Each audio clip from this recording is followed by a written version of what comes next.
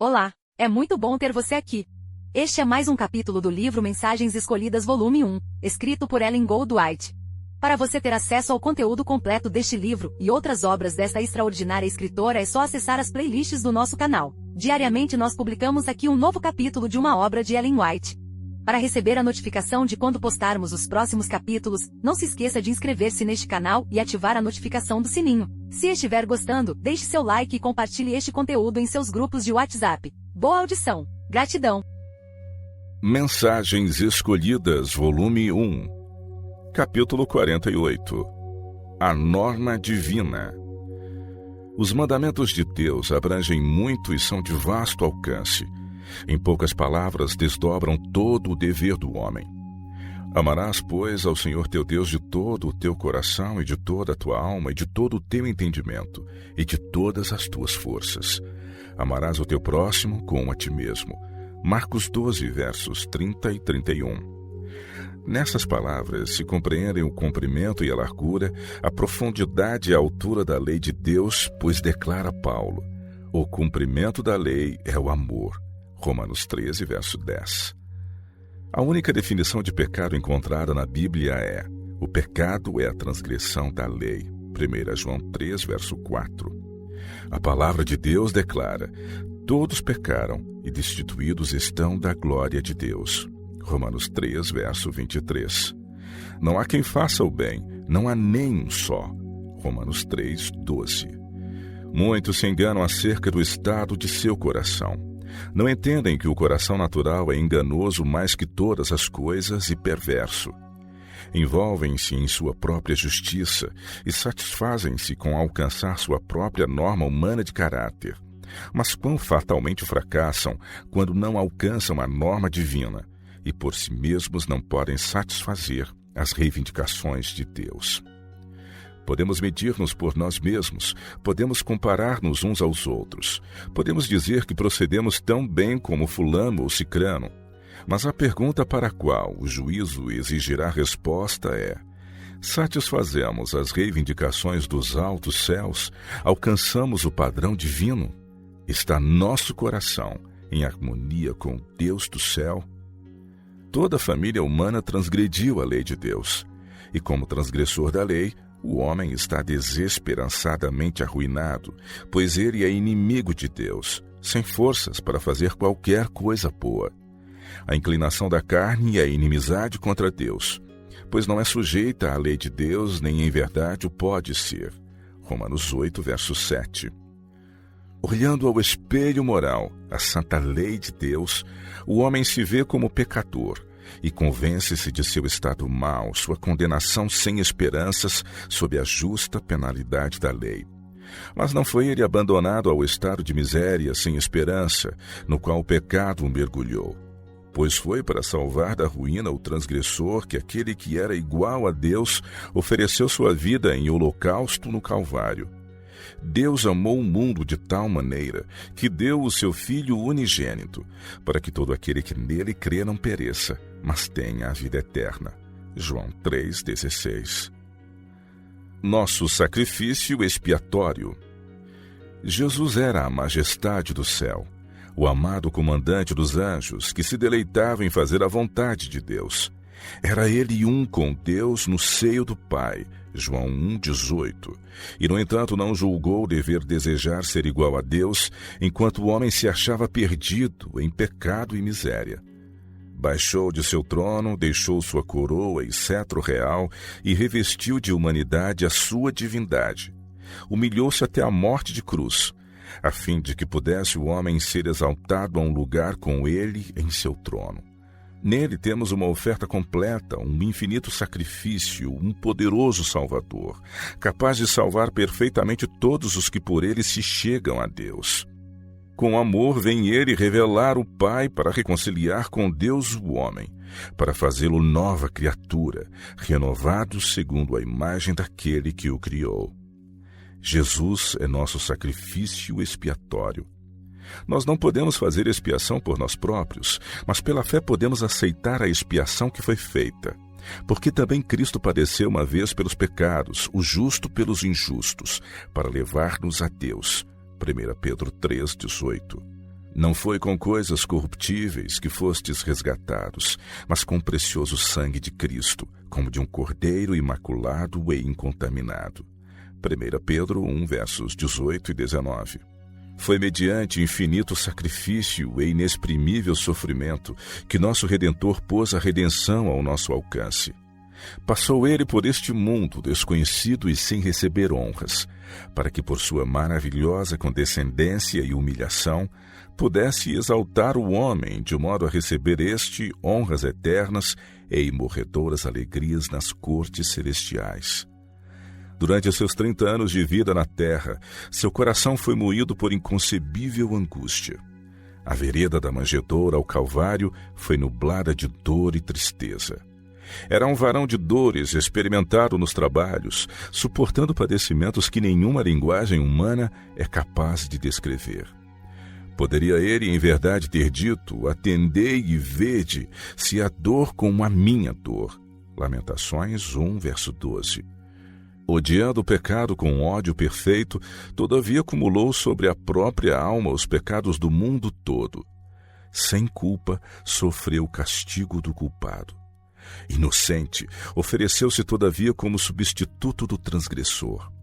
A culpa de todo o pecado fazia sentir seu peso sobre a divina alma do Redentor do mundo. Os maus pensamentos, as palavras más, as más ações de todo filho e filha de Adão exigiam que a retribuição caísse sobre ele, pois tornara-se substituto do homem. Conquanto não fosse dele a culpa do pecado, seu espírito foi ferido e dilacerado pelas transgressões dos homens, e aquele que não conhecia pecado tornou-se pecado por nós, para que fôssemos feitos justiça de Deus nele. Voluntariamente, o nosso divino substituto desnudou a alma à espada da justiça, a fim de que nós não perecêssemos, mas tivéssemos a vida eterna.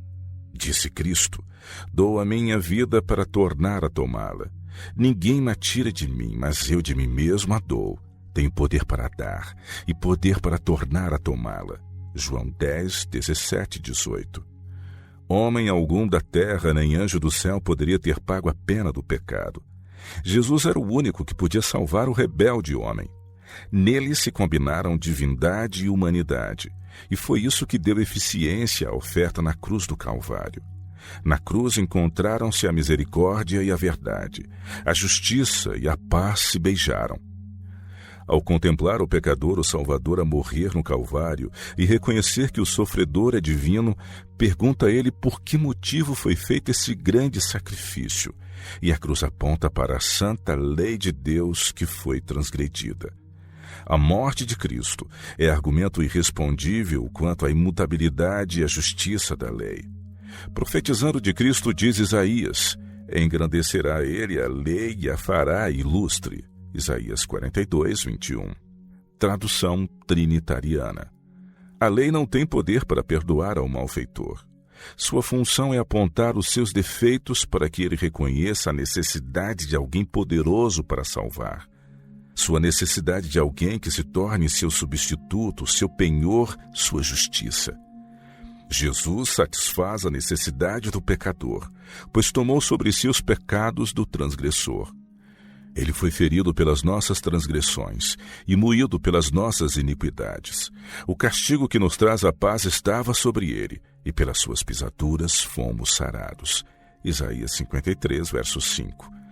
Poderia o Senhor ter eliminado o pecador, destruindo-o totalmente, mas foi preferido o plano mais custoso. Em seu grande amor, ele provê esperança para o desesperançado, dando seu Filho unigênito para arcar com os pecados do mundo. E visto como derramou todo o céu nesse único e rico dom, não reterá do homem nenhum auxílio necessário para que possa tomar a taça da salvação e tornar-se herdeiro de Deus e co-herdeiro de Cristo. Uma revelação do amor de Deus. Cristo veio para manifestar o amor de Deus ao mundo, para atrair a si o coração de todos os homens. Disse ele: quando eu for levantado da terra, todos atrairei a mim. João 12, 32. O primeiro passo rumo da salvação é corresponder à atração do amor de Cristo. Deus envia aos homens mensagem após mensagem, instando com eles para que se arrependam, a fim de que os possa perdoar escrevendo perdão junto de seus nomes. Não haverá arrependimento? Ficarão sem ser atendidos os seus apelos. Deverão ser passadas por alto as suas propostas de misericórdia, inteiramente rejeitado o seu amor. Neste caso o homem se excluirá do meio, pelo qual pode ele alcançar a vida eterna, pois Deus só perdoa ao penitente. Pela manifestação do seu amor, pela súplica de seu Espírito, ele convida o homem ao arrependimento, pois o arrependimento é dom de Deus e aquele a quem ele perdoa, primeiro faz penitente. A mais doce alegria sobrevém ao homem mediante seu sincero arrependimento para com Deus, pela transgressão de sua lei e mediante a fé em Cristo como Redentor e advogado do pecador. É para que os homens compreendam a alegria do perdão e da paz de Deus que Cristo os atrai mediante a manifestação de seu amor. Se correspondem à sua atração, rendendo o coração à sua graça, ele os guiará passo a passo a um pleno conhecimento dele, e isto é vida eterna. Cristo veio para revelar ao pecador a justiça e o amor de Deus, a fim de que desse ele arrependimento e remissão de pecados a Israel. Quando o pecador contempla Jesus erguido na cruz, sofrendo a culpa do transgressor, suportando a pena do pecado, quando ele contempla o aborrecimento de Deus ao pecado, na terrível manifestação da morte na cruz e seu amor pelo homem caído, ele é levado ao arrependimento para com Deus por haver transgredido a lei, que é santa, justa e boa.